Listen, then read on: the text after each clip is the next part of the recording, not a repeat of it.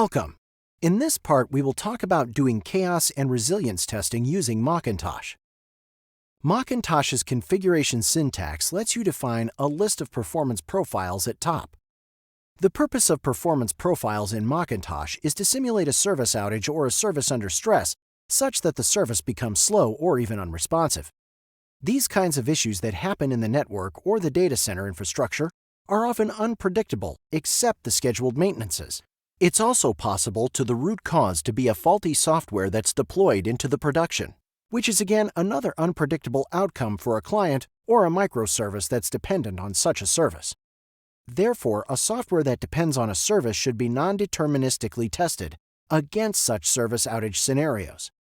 To replicate such non-deterministic behaviors, the config syntax have the required ratio field, which sets the probability of the performance profile being triggered in case of a request.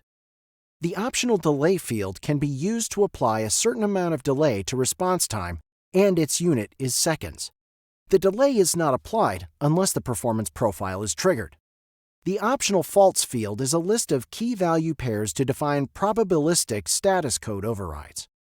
The keys are the status codes, while the values are the distribution of probabilities.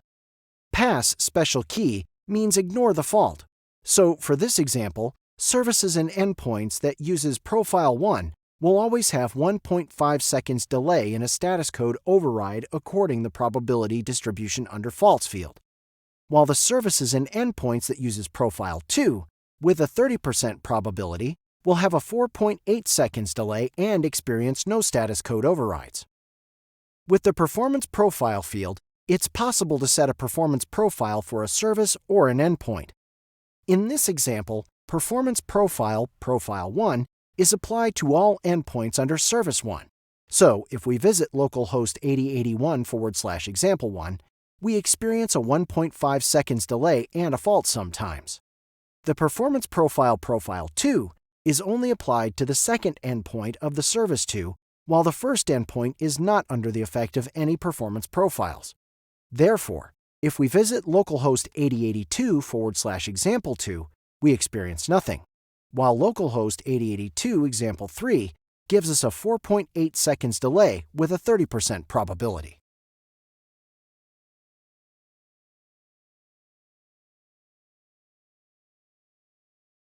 You can find the examples given in this video at the description. I hope that you liked it. See you later again in a new video. Take care. Goodbye.